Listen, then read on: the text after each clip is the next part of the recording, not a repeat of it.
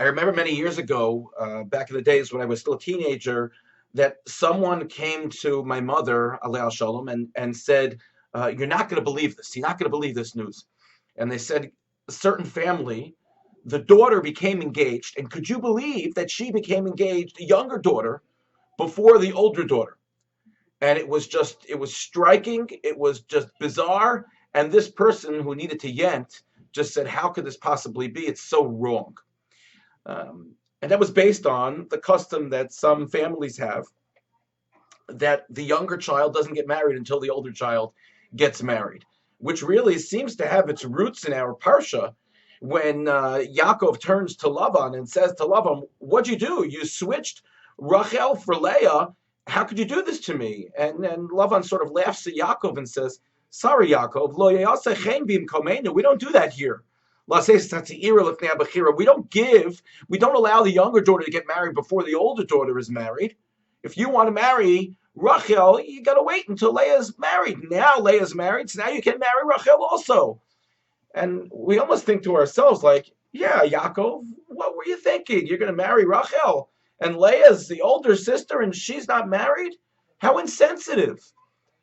So the Sforno asks the following question and points out something amazing that I never even knew, which is, the Sforno says, why is it that when Lavan turns to Yaakov and he says to him, "You're working for me. How can I pay you? What do you want your salary to be? I don't want you to work for free." Yaakov responds by saying to Lavan, "E'evadcha sheva shanim berachel bitcha ktana. I will work for you for 7 years in order to marry Rachel, your youngest daughter." So why did Yaakov offer 7 years? Why didn't Yaakov say, "Look, I worked for you for a week. Now I want to marry your daughter. I'll work for you for longer. I'll make a deal. I'll be employed by you for as long as you want"? Why did Yaakov say 7 years? I'll work for 7 years until I marry Rachel. And indeed, that was the case. He worked for 7 years until he married Leah, and then subsequently afterwards he married Rachel immediately a week later, and then worked another 7 years. But why in the first place did Yaakov say, "I'll work for 7 years"? So says the Sforno beautifully. So Yaakov was concerned. He was sensitive to the fact that Rachel, the youngest daughter, the one who he wanted and loved, that he wanted to marry her, that the older sister Leah would not only be embarrassed, but would be hurt, would be insulted.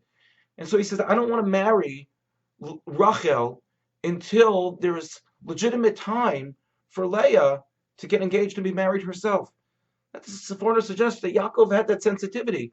And he said 7 years, and he would wait that period of time. He would wait that 7 years because the fact that he cared about Leah and her feelings. And I think such a powerful message for us. Sometimes we go through life and we're going and shooting for what it is that we want, certainly in our world, what works for me, and we don't always see how our actions can have repercussions or can impact other people, even if we have no intention of it negatively impacting someone else. And here, Yaakov Avinu, according to the Sforno, was conscious of Leah's feelings and wanted to give her a chance so that she wouldn't feel bad that her younger sister was married before her. Hashem had other plans, of course, and Yaakov ends up marrying Leah and also ends up marrying Rachel. And of course, we know the rest of the story. But how important for us to be sensitive to the feelings of others, and that we learn from this story and the actions of Yaakov Avinu, according to this Sforno. Thank you for listening, and have a good Shabbat.